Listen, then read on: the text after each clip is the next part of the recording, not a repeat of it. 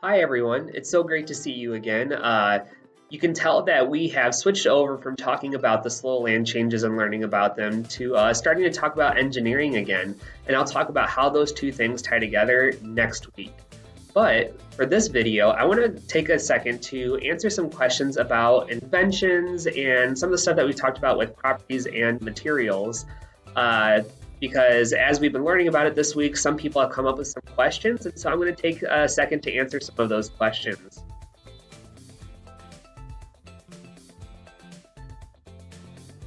Am I an inventor?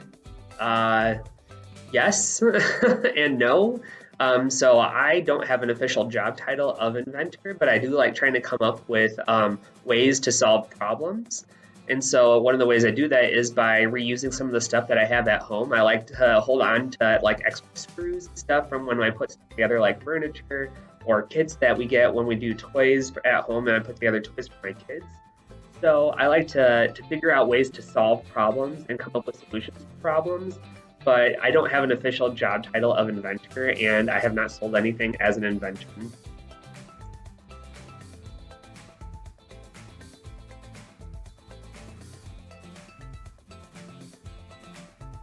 This is a good question. There are some differences, and I'm sure some of your parents are engineers and they'll have a better answer for this. But engineers and inventors, I feel like, are very lined up. They try to accomplish the same thing, which is to solve a problem that we're experiencing. So there are specific types of engineers that solve problems. Some work on buildings, some work on electricity.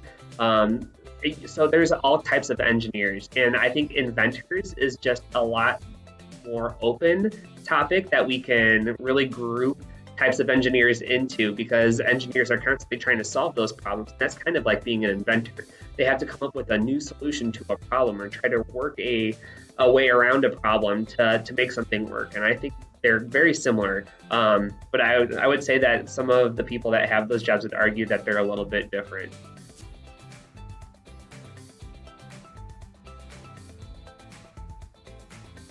This question was super exciting to get.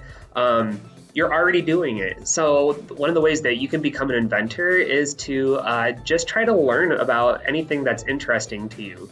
So whether you're at home and you're looking around the house and you see things that might be a problem, or you have a really big interest in learning about something, but you see that there's a need, or you are learning about something already and you think of a way to solve a problem for that. That can be an inventor, which is why we try talking about it at school and in science, because I think anyone can be an inventor, no matter how old you are. There have been some kids that are like 13 years old that actually sell inventions for a lot of money. And so I don't think that you have to be an adult to be an inventor. I think that you guys can be inventors on your own and come up with your new ideas or new way to do something. And so I think anyone can be an inventor.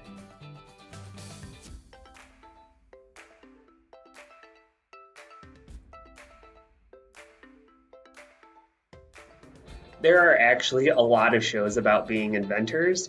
They have come out with a lot of really cool shows about, or for kids, about what it's like to be an inventor. I think one of my favorite ones that we watch at our house is Wild Kratts with my kids. If you look in there, they have all kinds of cool inventions that they're coming up with to solve problems and to get to learn about animals a little bit more. So that's one of my favorite ones to watch, but some are a little bit different. My favorite show as an adult show to watch is called Shark Tank. And it's actually a version in a country called Australia. There's a version that I like to watch because they're a little bit nicer in that one. And so what happens is people get to come in and talk about the inventions or ideas they have, and well, they try to sell it for money, not as much for fun all the time. But I like to watch that show because I like to see all the cool ideas that people come up with.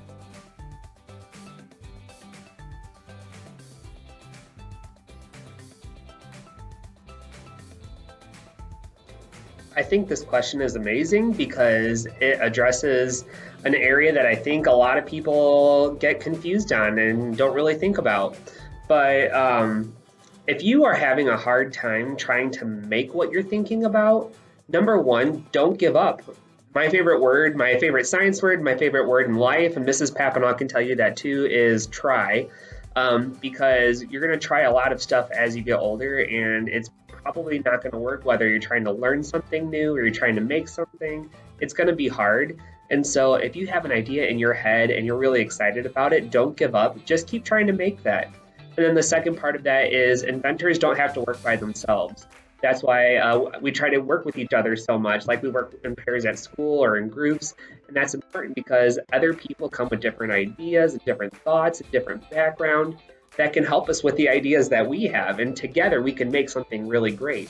So if you're having a hard time making something, someone else might have an idea that can help you with that. And that can be another person that you live with, like a mom or dad, a brother or sister, or whoever's at home.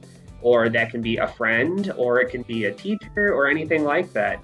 So don't give up, keep trying, and then if it gets hard, don't be afraid to ask for help. Great people and great scientists always ask for help.